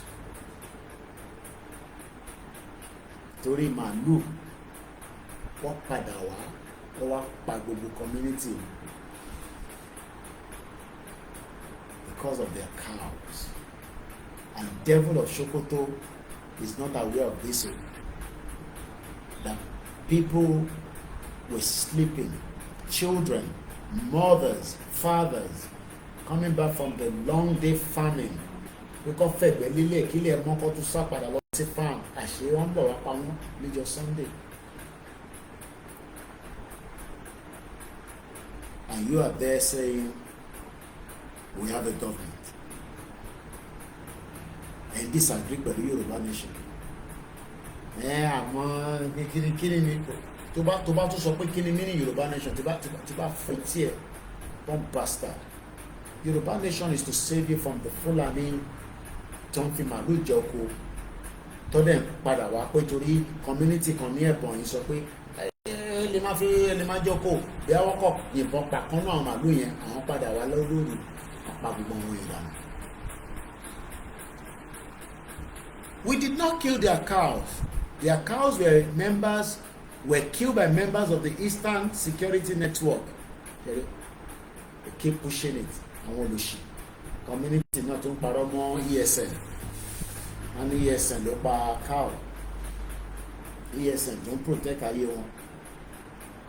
Yes, an attack occurred and the police are responding to the situation. Which police? The command is still working to determine the precise number of the people killed. People, police don't know the number of people killed. So how many people die in that community? A lost nation. How many people die? Nobody knows. No updated report from the police. You know, people die in America every day. They'll be giving you update. Police will come out and say, we are working on the investigation. These are the latest updates. This is the latest report. This is what we have found out. You know, we were tracing it there. We saw it there. The phone line is there. We map it out. They'll be giving update at least for a very long period until you got the hang of it and the case goes to court. That one now is the end. But police, you know, Nigerian police in Ebonyi does not know how many people were killed by Fulani terrorists on Sunday, the 2nd of February, this month. Did Sultan of Sokoto, Devil of Sokoto, rántí pé Deborah was killed? Abotigagbe. If we don't rise up, we will all die in this country called Nigeria. Either through one means or the other. I'll leave it like that for this night so that I can go and rest. Moki Ugwala can say I'll be out again tomorrow morning, inshallah, God's willing. Moki Ugwala Moki Ogumola Abiodun. Aluta continua Victoria Asata. Yoruba nation definitely will die there. Mo kẹ́ ẹ̀ tẹ́ wà lórí Facebook pẹ̀lú mi lálẹ́ yìí. mo kí ẹ̀yin bàbá mi.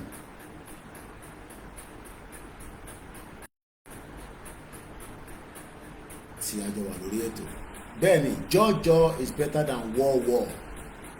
But àwọn tó ń gbé war wá wọn ò ní gbọ́ jọ́jọ́ o. Ẹ máa fi war ẹ máa fi dá wọn lóhùn padà ní o. The Fulani terrorist is not going to leave you alone. That's why devil of Sokoto wants our land by all means. He wants Yoruba land because we need land now. These people they don't get land. So they will do everything to take our land. One need. So don't let anybody fool you and say, Yoruba nation kan ṣe yẹn, má bá wọn dá sí o, wo Fúlàní máa pa gbogbo wa ní ká bá dá sí. So better kí gbogbo akájọ dá sí. Ká demand is a non-violent. But the most important update before we go is that, like I said, do not be distracted by irrelevant or duplicity content sorrow. You can't distract you. Ẹni tó ní show òun ní Igboho àti Bàbá Akíntóyè. Kò síbi tíyàn wà tíyàn ní wà careful. UK kan wà careful. So nobody say, hey, be careful, be careful. Even in UK, it's deadly. Because if you don't safe, kó gbogbo akájọ dìde kájọ ṣìntà ẹ káṣe. Ikú kan lè pa wá nísìn. Ikú tó bá máa pa wá ó gbọ́dọ̀ pa ẹni tó fẹ́ rán ikú yẹn wá lọ pa ni. So support us. Mokiyami Yabo Olúbùnmi. So I want us to go to bed early because right here is about ilẹ̀ náà ti ṣú níbí báyìí. I'm still working with the wrong time, almost past 12. So and I need the strength láti ṣe morning program lọ́la lágbára Ọlọ́run.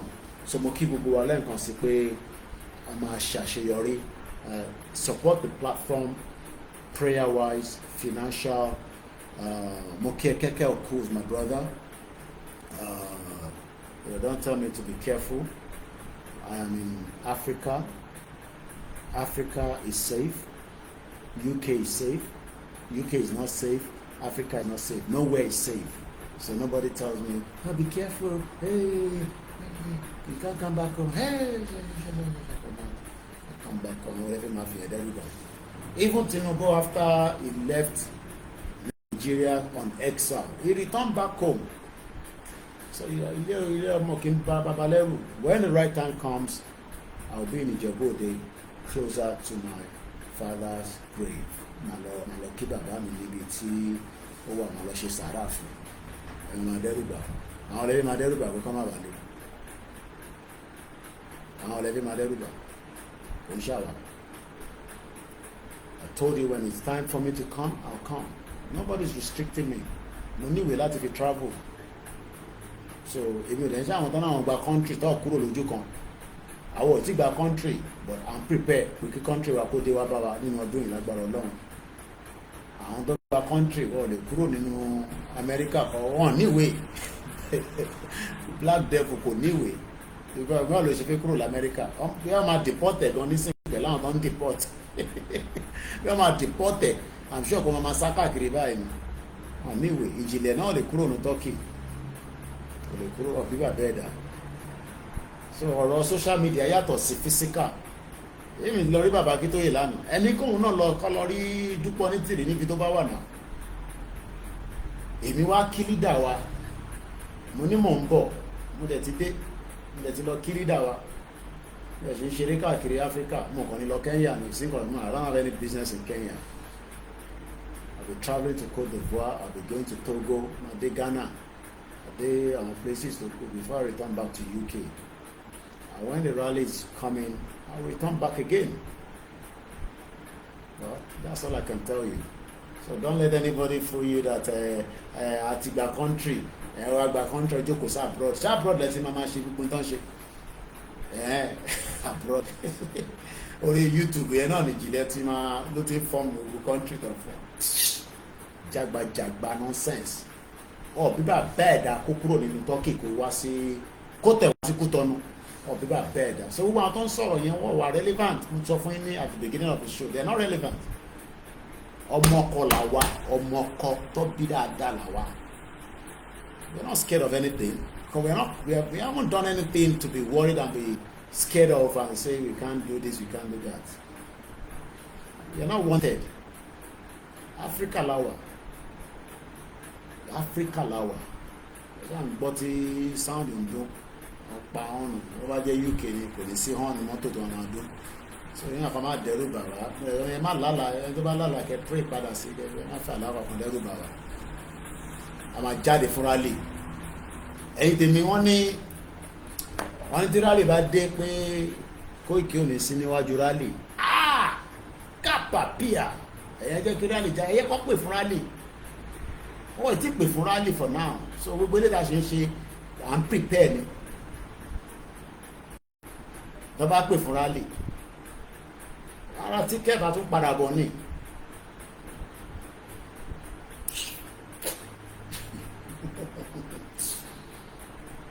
I lived 25 years in UK I'm tired so ọmọ náà pè 25 years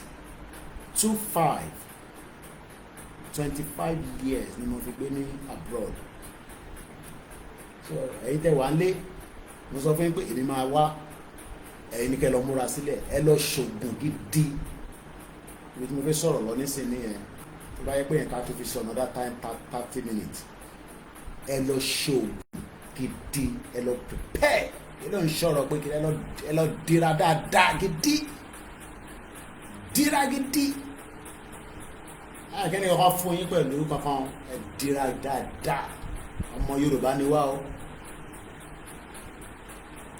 because àwọn wèrè tẹ́ ń rí yẹn tó ń pè ní terrorist yẹn àwọn ló máa lò kò sí kankan tó ń pè ní Nigerian soldier o they are full terrorists the repentant Boko Haram ní gbogbo wọn látòkè délẹ̀ sọlọ dira dáadáa má yẹ kí wọn kàn fúnlẹ̀ pé má lọ wo dira dáadáa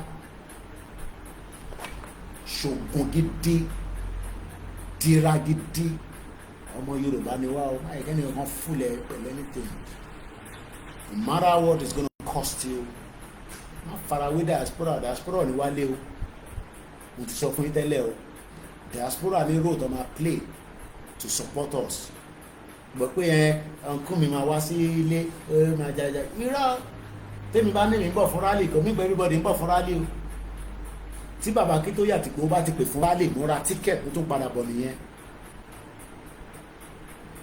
adẹ̀mádẹ́kù amadéjẹ̀bù gbogbo ibikíbi tèmi máa fi pé máa wà ní rally máa wà níbẹ̀ tí màá wá represent ìran tèmi I'm not representing you I am representing my own family because I'm not going to wait my children to come and sit down and be shouting Yoruba Nation on social media in the next 10 years. So, I'm not talking about any media. I'm talking about me. Journalist, journalist goes after the story. We go after the story. Tell the story. So you want to, so I come and rally came to London. Kini mo fẹ́ máa ṣe London? Kí ni mo máa mú nínú London? Ajá máa wà ní front ni wọ́n ti pè fún rally sọ yìí tẹ́ ń kánjú pé Koiki ò tí dé Lagos State ẹ ṣe sùúrù etí bọ́dà ni mo wà but for now mo ṣe káàkiri láwọn tàfẹ́ lọ kí ní gbogbo àwọn Africa tóbi ẹ̀yẹ́ máa wọrí etí ilé ni mo wà nǹkan kan dẹ̀ bà wá lẹ́rù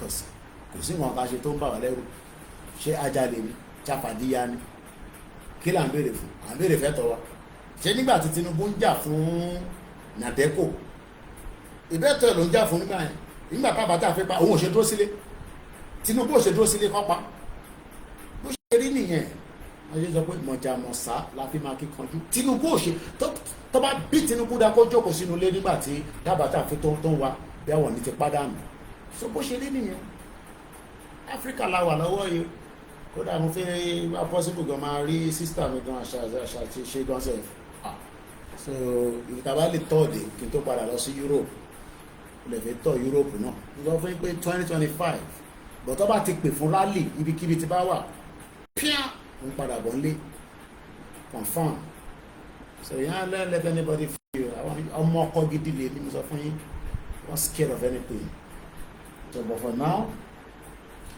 ẹ support wa ẹ fún wa lówó ṣẹ̀rí lè àwọn kan báyìí nísìn all these first aid kits àwọn kan tá máa need tí rally bá ti bẹ̀rẹ̀ ẹ rà fún wa ẹ fi ránṣẹ́ ẹ má fún wa lówó tó bá yẹ pé yẹn ló ń kàn jẹ́ problem fún yín. This is my own kit. I travel with my own kit. Where our Westerner, our hair, not a play. So this is my own personal one. So in here it has everything that you can think of. So you know, so you prepare. You know, that's different things. So ìtẹ̀bá lè rà fáwọn èèyàn yín náà ẹ̀yin náà rà fún wọn tọ̀rọ̀ tèmi lélẹ̀. So you know, gbogbo tí wọ́n fi ń jalè tán ní USAID gbogbo ilé nísìn plaster gbogbo nǹkan ló wà ń bẹ̀. So lọ dira o wọ́n sọ wọ́n ní pé Koiki ó sọ fún ẹ lọ dira. So dúpẹ́ fún ẹ̀yin èèyàn wa, and you can see that's my press. So I will not play with ẹ̀ ń ṣọ̀rọ̀ eré tó bá kí tó yẹ bá ti pè gbága rally ti dé báyìí mo ń bọ̀ nìyẹn. So don't talk ẹ̀yin ní kẹ́yìn lọ múra sílẹ̀. So mo kí wa bó ṣe máa rí nìyẹn. And on that note, I say very good morning. I'll be out again tomorrow. I don't have the time. Set up your notification. And tẹ́ sọ pé ẹ̀rí wa Koiki bolo wa látijọ́, we decided to stop the live from Koikimedia, but the management says now we need to go back on it. So ẹ support wa financially. Owó la máa fi ṣe. Owó, your 1,000, your £2, £3, £20. Tó bá sówó kò sí no honey. So ẹ kọ́ kan pé ẹ máa gba Yorùbá Nation ẹ nínáwó. Mo kí Káyọ̀dé Mọ̀lá. I spoke to him back in London today. You know, ẹ support YSDM. Like I said, they're the body. Donate. Donate. Can support. We will do what we have to do. Okay, Professor Akitoye. And on that note, iṣẹ́ wa fúnlẹ̀ wa forílẹ̀ ìbí wa kàgbéga fàlérí ìgbàgbọ́ wa ìpè bá ti bẹ̀rù làbọ̀ mọ́ ká ṣiṣẹ́